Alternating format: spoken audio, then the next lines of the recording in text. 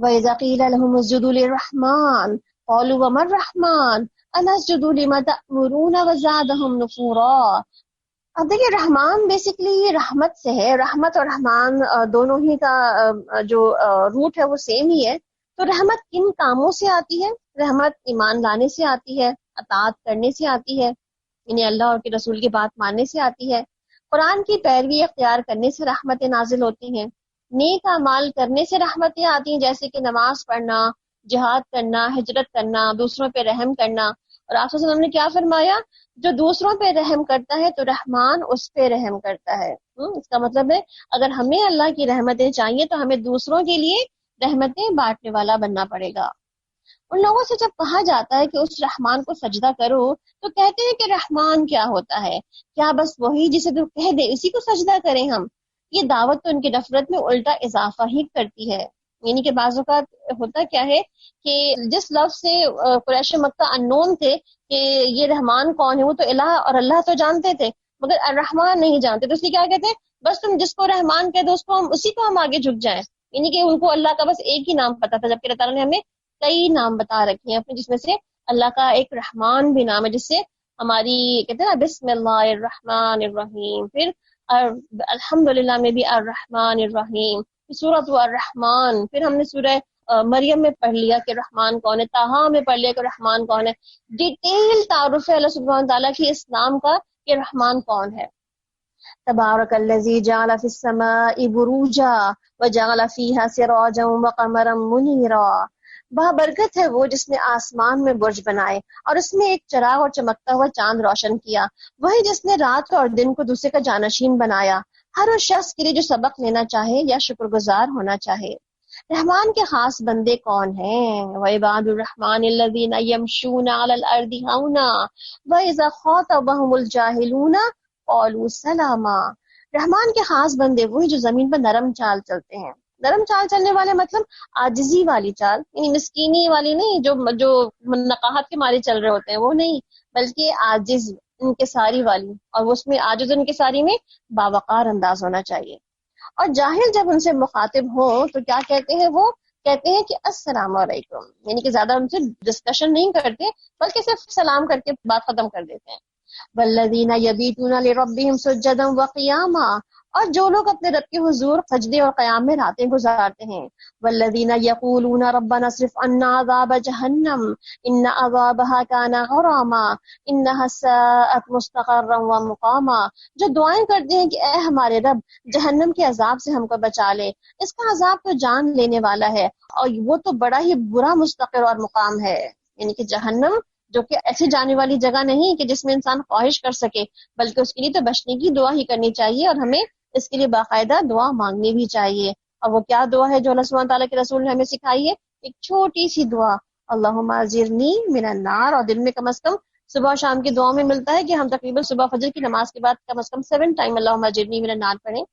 تو اب دیکھیں کہ جو بھی جہنم سے پناہ مانگتا ہے تو جہنم بھی اس سے پناہ مانگتی ہے.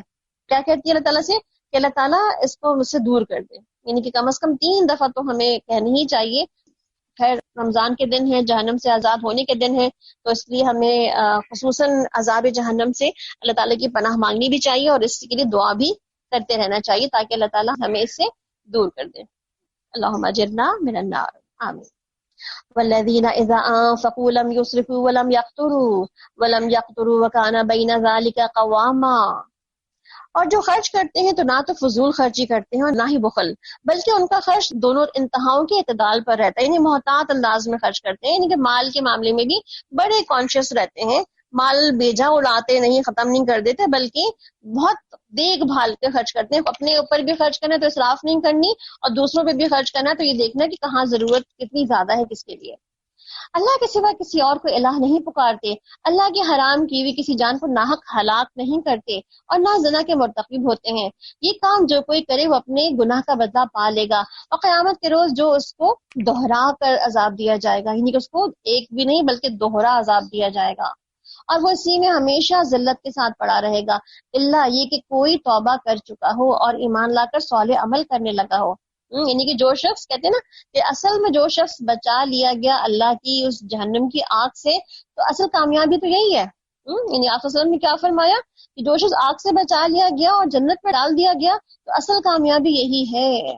اس لیے ہمیں جہنم سے، اس کے عذاب سے پناہ مانگنے کی ضرورت ہے. ایسے لوگوں کی برائیوں کو اللہ بھلائیوں میں بدل دے گا. یعنی کن لوگوں کی؟ کہ جو خالص توبہ کر لیتے ہیں. اور خالص توبہ جو ہوتی ہے انسان کی گناہ کو نیکیوں میں بدل دیتی ہے. اس لیے اپنے اعمال نامے میں لکھے جانے والے وہ جو برائیاں ہیں ہماری، جس کو ہم کرنے کی نیت بھی کر لیتے ہیں اور بعد میں نہیں کرتے، تو پھر وہ بھی نیکی لکھ لی جاتی ہے. اور بعد میں اگر ہم اس بھلائیوں کو کرنا شروع کر دیتے ہیں تو وہ بھلائیاں ہمارے لیے 10 ٹائم اور 700 ٹائمز بھی بڑھا دی جاتی ہیں. تو اللہ سبحانہ تعالیٰ ہمیں یہاں پہ کیا بتا رہے ہیں کہ انسان بعض اوقات گناہ میں جکڑ لیا جاتا ہے مگر اس سے توبہ کر کے باہر نکل سکتا ہے. جیسے آپ کہتے ہیں نا کہ بعض اوقات ایسا لباس کسی نے پہن لیا ہو جو کہ بالکل ہی زنجیروں والا ہو، اور وہ جب آہستہ آہستہ کبھی کھل جائے، اس کے آنکڑے کھلنے لگے تو کتنا وہ ڈھیلا ہو جاتا ہے. اور اس طرح اگر وہ سکڑنا شروع کر دے تو کس طرح جو ہے انسان کو بالکل سکیڑ کے چمٹا لیتا ہے اپنے اندر. تو یہاں پہ کہا کیا جا رہا ہے کہ گناہ انسان کو جکڑ لیتی ہے اور توبہ انسان کو اس کی جکڑن سے باہر نکال دیتی ہے. اور وہ بڑا غفور و رحیم ہے. جو شخص توبہ کر کے نیک عملی اختیار کرتا ہے تو اللہ کی طرف پلٹ آتا ہے جیسا کہ پلٹنے کا حق ہے. تو ایسے بندوں کے بارے میں کیا آتا ہے؟ والذین لا یشہدون الزور، کہ وہ جھوٹ کے گواہ نہیں بنتے اور کسی بھی لفظ چیز پر ان کا گزر ہو جائے تو شریف آدمیوں کی طرح گزر جاتے ہیں. یعنی کہ لغویات میں نہیں پڑھتے اور لغویات میں پڑھ کر اپنے دن رات ضائع نہیں کرتے. تو آپ دیکھیں کہ بعض اوقات انسان دن اور رات میں کیسے لغویات میں گزار دیتا ہے. کبھی دن میں ہمارے بہت ساری ایسی چیزیں ہیں جو ہم بلا وجہ ہی ادھر کھا رہے ہیں، ادھر پی رہے ہیں، ادھر چل رہے ہیں، ادھر جا رہے ہیں، ادھر آ رہے ہیں. اور اس کے علاوہ یہ کہ آج کل تو اگر ہم دیکھیں تو ہمارا پورا دن سونے میں گزر رہا ہے ایک طرح کا، کہ جس میں ہم پوری رات اپنی دوسری لغویات میں مصروف رہتے ہیں. کبھی انٹرنیٹ پہ ہماری فلمیں چل رہی ہیں، کبھی ہماری ویڈیوز، اور کبھی ہماری کچھ اور چیزیں چل رہی ہیں ساتھ ساتھ میں. کبھی ہم کچھ نہیں تو اپنا فیس بک اور اپنی انسٹا یا اپنا کوئی بھی جو ہے وہ سب چیزیں دیکھتے چلے جا رہے ہیں، اور رات ہماری ان میں گزر جاتی ہے اور دن ہمارے سوتے میں گزر جاتی ہے. تو آپ خود سوچیں کہ یہ روزہ جو ہے ہمارا، وہ ہمیں سکھا کیا رہا ہے؟ یہ ہماری جو یوتھ ہے جو آج آپ دیکھ رہے ہیں، یہ تقریباً ہماری جو یوتھ ہے وہ اپنا وقت کیسے گزار رہی ہے دن میں؟ پھر پوری رات جاگ کے بچے اور کیا کر رہے ہیں؟ اس میں کوئی قرآن تو نہیں پڑھ رہا، اس میں کوئی نیکی کے کام تو نہیں ہو رہے، کوئی نئی اسکلز تو نہیں سیکھی جا رہی، بلکہ اس میں کیا ہو رہا ہے؟ صرف اپنے ٹائم کو کل کیا جائے اور رات بھر جاگ کر خالی سوشلائزنگ، اپنے دوستوں تہلو ہائے، یہ سب چیزیں چل رہی ہیں. تو اب دیکھیے رات کا قیام بھی لغو ہم نے کر دیا اپنا، ہم نے کوئی رات کو قیام نہیں کیا، اور دن بھی ہم نے سو کے گزار دیا. وہ بھی نہیں کہ 3-4 بجے کا کوئی سو کے اٹھ رہا ہے تو سوچیں ظہر تو ویسی چلی گئی، پھر رہ گیا ہمارا عصر اور مغرب کا ٹائم. وہ بھی بعض اوقات پھر ہم لیٹے ہی وقت گزار دیتے ہیں، اس میں بھی کچھ کرنے کا کام ہمارے پاس پھر بھی نہیں ہوتا. تو آپ خود سوچیں کہ رمضان کیا ہمیں کاہل بنانے کے لیے یا ہمیں کسی کام کاج کا نہ رہنے دینے کے لیے آیا ہے؟ یا ہمیں کس لیے رمضان دیا گیا ہے؟ عبادات کے لیے، اپنے لیے خود اپنی کچھ نئی چیز سیکھنے کے لیے، اپنی نئی نالج ہمیں کچھ لینے کے لیے، کچھ نیا پانے کے لیے، یا صرف اور صرف جو ہے وہ بھوک پیاس کو برداشت کرنے کے لیے؟ تو اللہ سبحانہ تعالیٰ یہاں پہ کیا فرما رہے ہیں کہ جو عباد الرحمان ہے وہ لغویات میں نہیں پڑھتے. وہ راتوں کو جاگتے ہیں تو ان کی جاگ کس وجہ سے ہوتی ہے؟ کہ وہ قرآن کو پڑھتے ہیں اور سنتے ہیں اور سمجھنے کے لیے جاگ رہے ہوتے ہیں. اور دن میں اگر وہ تھوڑا آرام بھی کرتے ہیں تو اس لیے کس لیے کرتے ہیں؟ کیونکہ راتوں کو جاگے ہوئے اس لیے ہوتے ہیں، دن میں تھوڑا سا آرام بھی کر لیتے ہیں. ادروائز وہ پورا دن سونے والے نہیں ہوتے جو عباد الرحمان ہوتے ہیں. ہاں، تھوڑی سی سے پاور نیپ لے کر کے اٹھ گئے، اس کے بعد آپ خود فریش ہو جاتے ہیں اور اس کے بعد اپنے کاموں میں لگ جاتے ہیں. تو بیسیکلی اللہ سبحانہ تعالیٰ یہاں پر عباد الرحمان کی کوالٹیز بتا رہے ہیں کہ اگر ہمیں عباد الرحمان بننا ہے تو ہمیں ان کوالٹیز پہ غور کرنا پڑے گا اور ان کو اپنانی پڑے گی. تو پھر کیا فرمایا گیا مزید آگے کہ جب ان میں سے کسی چیز کا گزر ہو جائے ان کا تو شریف آدمیوں کی طرح گزر جاتے ہیں، جنہیں اگر ان کے رب کی آیات سنا کر نصیحت کی جاتی تو ان پہ اندھے اور بہرے بن کر نہیں رہ جاتے.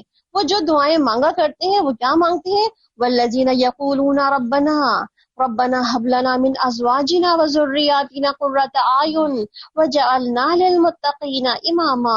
اے ہمارے رب، ہمیں اپنی بیویوں اور اپنی اولاد سے آنکھوں کی ٹھنڈک دے اور ہم کو پرہیزگاروں کا امام بنا.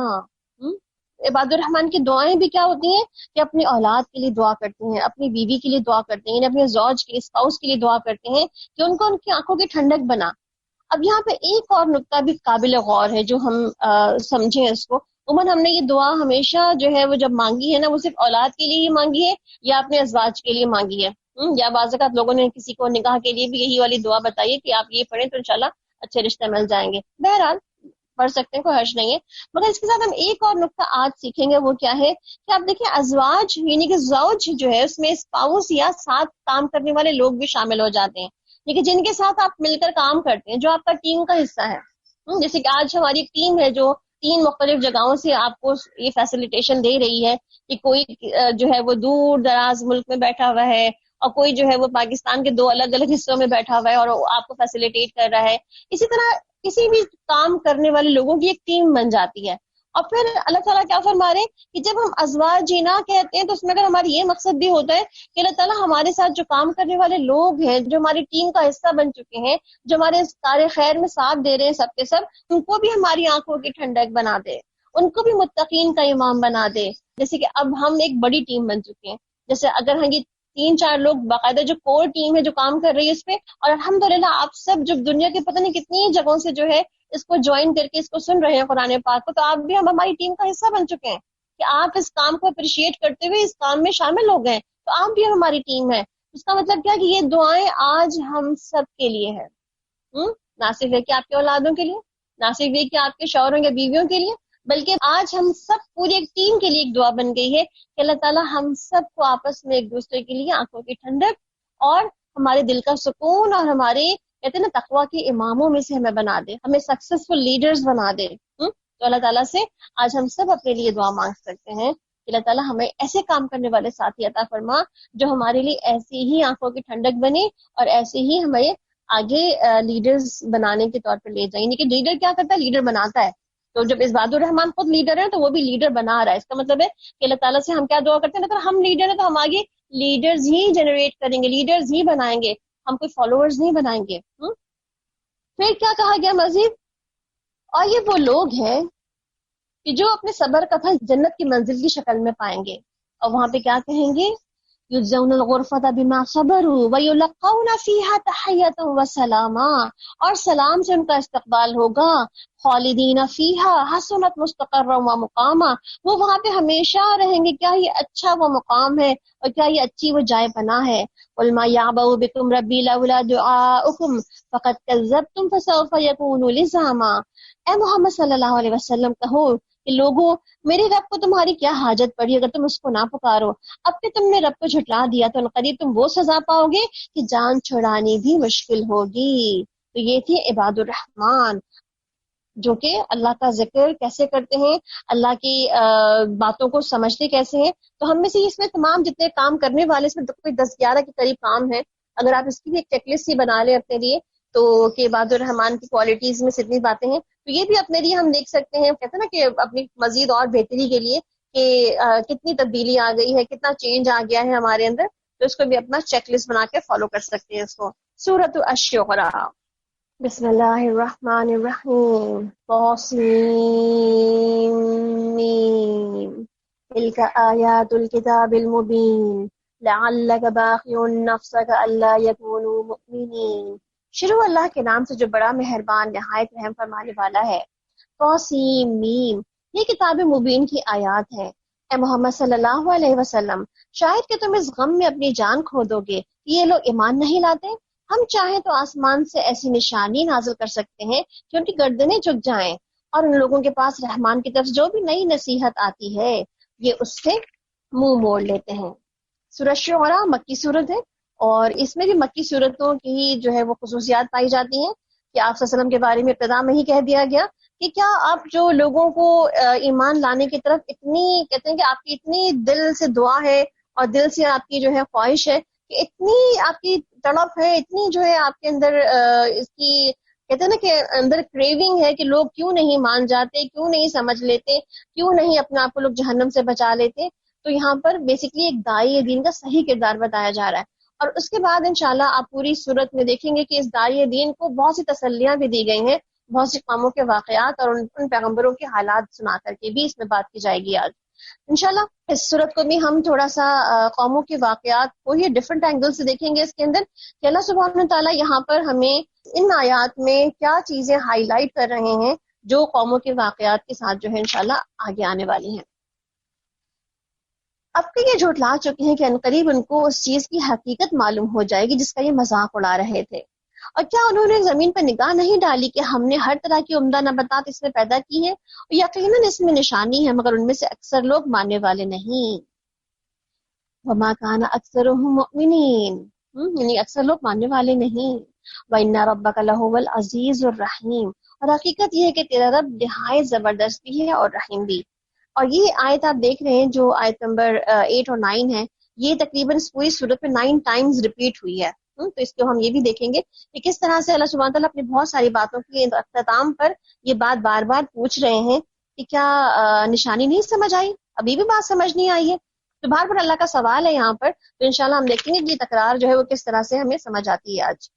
وَإِذْ نَادَىٰ رَبُّكَ مُوسَىٰ أَنِ ائْتِ الْقَوْمَ الظَّالِمِينَ، انہیں اس وقت کا قصہ سناؤ جب کہ تمہارے رب نے موسیٰ علیہ السلام کو پکارا، ظالم قوم کے پاس جاؤ، فرعون کے قوم کے پاس، کیا وہ ڈرتے نہیں ہیں؟ اس نے عرض کیا کہ اے میرے رب، مجھے خوف ہے کہ وہ مجھے جھٹلا دیں گے، میرا سینہ گھٹتا ہے اور میری زبان نہیں چلتی، آپ ہارون کی طرف رسالت بھیجیں۔ یعنی کیا کہہ رہے ہیں اللہ سبحانہ تعالیٰ سے؟ وہ یضیق صدری، اور پیچھے بھی انہوں نے کیا دعا کی تھی؟ رب اشرح لی صدری ویسر لی امری واحلل عقدۃ من لسانی یفقہوا قولی۔ تو اب دیکھیں یہاں پہ کیا کہیں؟ یضیق صدری، میرا دل گھٹتا ہے، ینطلق لسانی، میری زبان نہیں چل پا رہی ہوتی۔ یعنی کہ بعض اوقات پیغام پہنچانے میں مشکل ہو تو آپ یہ دعا پڑھیں نا، جب رب اشرح لی صدری، تو پھر آپ دیکھیں خود بخود اللہ تعالیٰ آپ کی زبان کی گرہیں کیسے کھولے گا، آپ کے سینوں کے بھید کیسے کھولے گا کہ آپ کو بات بتانا، بات سنانا، لوگوں کو فیس کرنا اور لوگوں کے سامنے بات اللہ کی رکھنا کتنا آسان ہو جائے گا۔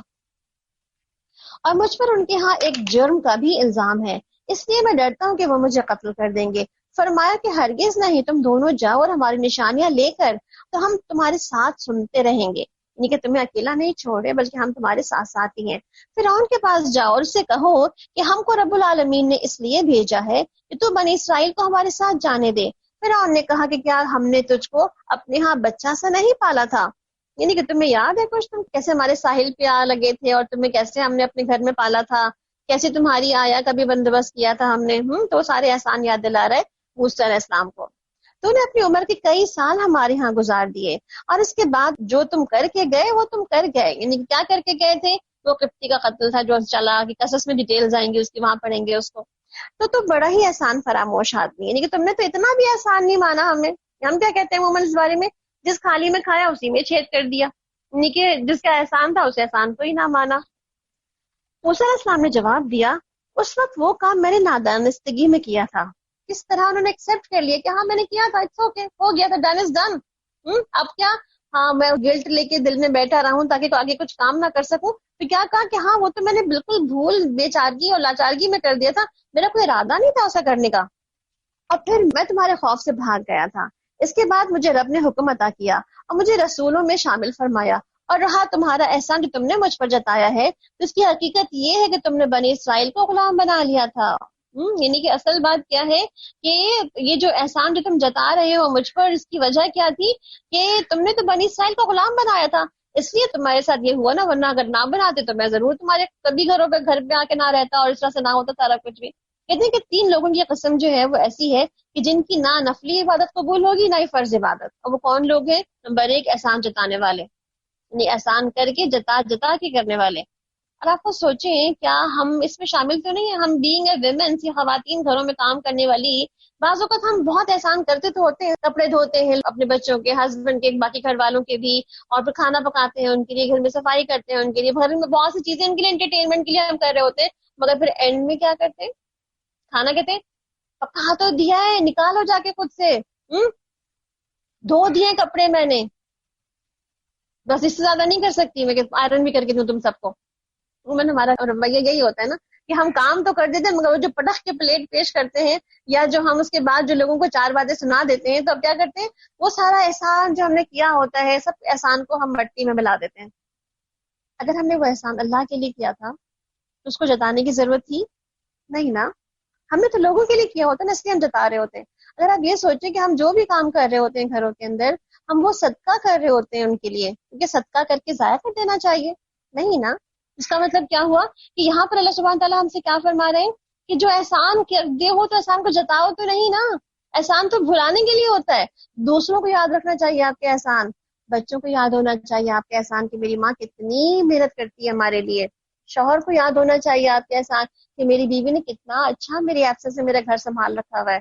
باقی لوگوں کا احسان مند ہونا چاہیے جن کی آپ خدمتیں کر رہی ہوتی ہیں.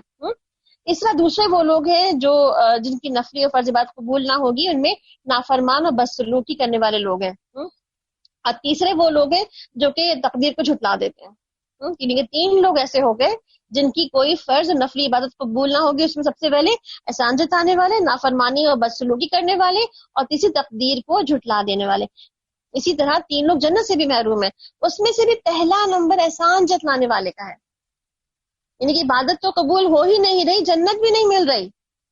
اور دوسرا ماں باپ کی نافرمانی کرنے والا, اور تیسرا عادی شرابی, یعنی کہ جو شراب کی زندگی میں ہی مست رہتا ہے. ٹھیک ہے, تو اس کا مطلب کیا ہے, آج سے ہمارے لیے تو ایک جو نہ کرنے والا کام مل گیا, وہ یہ کہ ڈونٹس مل میں ہمیں ایک بہت بڑی اپنے لیے کہتے ہیں نا کہ اپنی اصلاح کے لیے جو چیز مل گئی آج, وہ کہ کریں ضرور کام مگر اس کو جتائیں نہیں, اس کا اجر ضائع نہ کریں, اس کا اجر اللہ کے پاس محفوظ رکھیں اپنا. فرعون نے کہا, اور یہ رب العالمین کیا ہوتا ہے, یعنی کہ یہ تم جو رب العالمین کہہ رہے ہو بار بار, یہ رب العالمین کا ہوتا ہے. موسیٰ علیہ السلام نے جواب دیا کہ آسمانوں اور زمین کا رب اور ان تمام چیزوں کا رب جو آسمان اور زمین کے درمیان ہے, اگر تم یقین کرنے والے ہو تو. فرعون نے اپنے گرد و پیش کے لوگوں سے کہا کہ سنتے ہو. موسیٰ علیہ السلام نے کہا کہ تمہارا بھی رب اور تمہارے ان آباء و اجداد کا بھی رب جو گزر چکے ہیں. فرعون نے حاضرین سے پھر کہا کہ تمہارے یہ رسول تو تمہاری طرف بھیجے گئے بالکل ہی پاگل معلوم ہوتے ہیں. موسیٰ علیہ السلام دلیل پہ دلیل دیے چلے جا رہے ہیں, اور وہ کیا کر رہا ہے, وہ ان کو اگنور کیے چلے جا رہا ہے, مسلم کو لیٹ ڈاؤن کیے, تحقیر کر رہا ہے ان کی. موسیٰ علیہ السلام نے کہا کہ مشرق اور مغرب اور جو کچھ ان کے درمیان ہے اس کا رب, اگر آپ سب لوگ کچھ یقین رکھتے ہیں تو, کچھ عقل رکھتے ہیں تو. یعنی کہ وما رب العالمین کا جواب کتنا پازیٹیو اور کتنا کلیئرلی انہوں نے 3 پوائنٹس میں دے دیا کہ رب کون ہوتا ہے. ہمیں بھی رب کا تعارف آتا ہے, ہم سے پوچھے کوئی کہ رب کیا ہوتا ہے, کہ رب کیا بتائیں گے کون کون ہوتا ہے, تو یہاں سے نوٹ کر لیں کہ رب کا تعارف بہترین طریقے سے دیا گیا ہے یہاں پہ. اور آپ دیکھیں کوئی ڈسٹریکشن ان کو ڈسٹریکٹ نہیں کر رہی, جو انہوں نے کوشچن کلیئر کرنا تھا وہ کوشچن انہوں نے پورا کلیئر کر دیا ان کو. فرعون نے کہا کہ اگر تو نے میرے سوا کسی اور کو الہ مانا تو تجھے بھی ان لوگوں میں شامل کر دوں گا جو قید خانوں میں پڑے ہیں. موسیٰ علیہ السلام نے کہا کہ اگرچہ میں لے آؤں تمہارے سامنے ایک واضح دلیل بھی. فرعون نے کہا اچھا تو تم لے آؤ اگر سچے ہو تو. موسیٰ علیہ السلام نے اپنا عصا پھینک دیا اور یکایک کہ وہ ایک دوڑتا ہوا اژدہا تھا, یعنی کہ واضح اژدہا تھا. پھر اس نے اپنا ہاتھ بغل میں کھینچا, سب دیکھنے والوں کے سامنے وہ چمک رہا تھا. فرعون نے اپنے گرد و کیش کے سرداروں سے بولا کہ شخص یقیناً کوئی ماہر جادوگر ہے, چاہتا ہے کہ اپنے جادو کے زور سے تم کو ملک سے باہر نکال دے. اب بتاؤ کہ تم کیا حکم دیتے ہو. انہوں نے کہا کہ اسے اور اس کے بھائی کو روک لیجئے اور شہروں میں جو ہے کارندے بھیج دیجئے, ہر سیانے جادوگر کو آپ کے پاس لے آئیں گے. چنانچہ ایک روز مقررہ وقت پر جادوگر اکٹھے کر لیے گئے اور لوگوں سے کہا گیا کہ تم اجتماع میں چلو, شاید کہ ہم جادوگروں کے دین پر ہی رہ جائیں کہ اگر وہ غالب ہوں تو. جب جادوگر میدان میں آئے تو انہوں نے فرعون سے کہا کہ ہمیں انعام تو ملے گا نا, اگر ہم جیت گئے تو ہمیں فائدہ تو کچھ ہوگا نا اتنی ساری محنت کرنے کا. یعنی آپ دیکھیں انبیاء کا کردار اور جادوگروں کا کردار کس طرح سے کہ وہ دنیا مانگ رہے, دنیا کی حوث سے آنے, اور انبیاء کہتے ہیں اللہ جو ہے وہ سب کچھ کرنے والا ہے اور جو کچھ بھی ہوگا وہ اللہ کے ذمہ ہے. اس نے کہا کہ ہاں اور تم اس وقت قربین میں شامل ہو جاؤ گے. موسیٰ علیہ السلام نے کہا کہ پھینکو جو کچھ بھی تمہیں پھینکنا ہے. انہوں نے اپنی رسیاں اور لاٹیاں پھینکی اور بولے فرعون کے نام پر, یعنی کہ دیکھو فرعون کی عزت کی وجہ سے ہم یہ کام کر رہے ہیں, تو فرعون کے نام پر انہوں نے پھینکی اور ہم ہی غالب رہیں گے. پھر موسیٰ علیہ السلام نے اپنا عصا پھینکا تو یکایک وہ ان کے جھوٹے جادو کو ہڑپ کرتا چلا گیا, اور اس پر یہ سارے جادوگر بے اختیار سجدے میں گر گئے. فَأُلْقِيَ السَّحَرَةُ سَاجِدِينَ قَالُوا آمَنَّا بِرَبِّ الْعَالَمِينَ رَبِّ مُوسَىٰ وَهَارُونَ. اب بول اٹھے کہ مان گئے ہم رب العالمین کو, موسیٰ اور ہارون علیہ السلام کے رب کو. فرعون نے کہا کہ تم موسیٰ کی بات مان گئے, قبل اس کے کس کی میں تمہیں اجازت دیتا, ضرور یہ تمہارا بڑا ہے جس نے تمہیں جادو سکھایا ہے. اچھا میں ابھی تمہیں معلوم ہو جاتا کہ میں تمہارے ہاتھ اور پاؤں مخالف سمتوں سے کٹوا دوں گا اور تم سب کو سولی چڑھا دوں گا. انہوں نے جواب دیا کہ پرواہ کچھ نہیں, ہم اپنے رب کے سامنے پہنچ جائیں گے اور ہمیں توقع ہے کہ ہمارا رب ہمارے گناہوں کو معاف کر دے گا, کیونکہ سب سے پہلے ہم ایمان جو لائے ہیں. یعنی کیا ان کی خواہش, کیا ان کی خوشی, جو کیا کہتے ہیں کہ ہم ٹھیک ہے جانا تو رب کے پاس ہی ہے, چاہے ایسے جائیں یا ویسے چلے جائیں, ہاں مگر امید ہمیں کس بات کی ہے کہ ہمارا رب ہمیں معاف فرما دے گا. اور ہم سب سے پہلے مان گئے نا. ہم وہ کیا سوچتے ہیں, پہلے کہاں جاتے ہیں, جیسے اگر ابھی اگر لاک ڈاؤن ابھی کھلا اور جو ہمارے پاس اتنے سارے جو برانڈز ہیں سب نے جو ہے آفر کیا ہوا ہے کہ آن لائن شاپنگ میں بھی کتنی ہی ڈسکاؤنٹس لگے ہوئے ہیں، تو اگر وہ ڈسکاؤنٹس دینے کے لیے اپنے اسٹورز کھول دے آج، تو آپ سوچیں پہلے کون بھاگے گا، پہلے کون پہنچنا چاہے گا؟ اور ہم کہاں پہلے پہنچنا چاہتے ہیں؟ جہاں کو فائدہ دنیا کا مل رہا ہو ہمیں۔ تو بہرحال یہ کیا کہتے ہیں کہ ہم تو پہلے ہی مان لانے والے ہیں، اگر جان بھی لینی ہے تو لے لو ہماری۔ ہم نے موسیٰ علیہ السلام کو وحی بھیجی کہ راتوں رات میرے بندوں کو لے کر نکل جاؤ، یعنی کہ چلو اب تمہارا ٹائم آ گیا نکلنے کا، یہاں سے تمہارا پیچھا کیا جائے گا، بتا دیا تو فرعون پیچھے آئے گا، ڈرنا نہیں۔ اس سے فرعون نے شہروں میں نقیب بھیج دیے اور یہ کہلا بھی دیا یہ کچھ مٹھی بھر لوگ ہیں، انہوں نے ہم کو بہت ناراض کر دیا۔ اب سوچیں یہ مٹھی بھر کے وہ لوگ بھی کتنے تھے، تقریباً 5 لاکھ کے قریب جو ہے، اس سے زیادہ ہی بنی اسرائیلی تھے جن کو مٹھی بھر کہہ رہا ہے وہ۔ اور ہم ایک ایسی جماعت ہے جس کا کام ہر وقت چوکنا رہنا ہے، یہ ہم بہت الرٹ نیشن ہے، ہمیں بالکل پتا ہوتا ہے پوری دنیا میں کیا کس وقت کیسے اور کیوں ہو رہا ہے، کون کیا کہاں پہ چھپ کے کر رہا ہے، ہمیں سب پتا ہے۔ آج یہ دعوے کون کرتا ہے؟ ویسے ہم سب کو پتا ہے نا آج یہ دعوے کون کرتا ہے۔ اس طرح ہم انہیں ان کے باغوں، چشموں، خزانوں اور ان کی بہترین قیام گاہوں سے نکال لائے۔ یہ تو ہوا ان کے ساتھ، اور جو بنی اسرائیل کو ہم نے ان سب چیزوں کا وارث بنا دیا۔ اور صبح ہوتے ہی یہ لوگ ان کے تعاقب میں چل پڑے۔ جب دونوں گروہوں کا آمنا سامنا ہوا تو موسیٰ علیہ السلام کے ساتھ ہی چیخ اٹھے کہ ہم تو پکڑے گئے۔ موسیٰ علیہ السلام نے کہا کہ ہرگز نہیں، میرے ساتھ میرا رب ہے، کلا ان معی ربی سیہدین، کہ میرا رب میرے ساتھ ہے، وہ مجھے ہدایت دے گا۔ مطلب آپ دیکھیں کیسے انسان ڈر جاتا ہے نا بازو کا پیچھے سے اس کو پکڑ لے کہ جی آگے بندہ بھاگ رہا ہو تو کیسے انہوں نے دعا کر دی نا، کہ کہہ دی کہ نہیں میرا رب میرے ساتھ ہے، ڈونٹ وری، ڈرنے کی بات بالکل بھی نہیں ہے۔ ہم نے موسیٰ السلام کو وحی کے ذریعے سے حکم دیا کہ اپنا عصا سمندر پہ مار، یکایک سمندر پھٹ گیا اور اس کا ہر حصہ ایک بڑے عظیم الشان پہاڑ کی طرح ہو گیا، اور اس جگہ ہم دوسرے گروہ کو بھی لے آئے، یعنی کہ موسیٰ علیہ السلام اور ان سب لوگوں کو جو ان کے ساتھ تھے ہم نے بچا لیا اور دوسروں کو غرق کر دیا۔ ان فی ذلک لآیہ وما کان اکثرهم مؤمنین وان ربک لہو العزیز الرحیم، اور اس واقعے میں ایک نشانی ہے مگر ان لوگوں میں سے اکثر ماننے والے نہیں، اور حقیقت یہ کہ تیرا رب بڑا زبردست بھی ہے اور رحیم بھی۔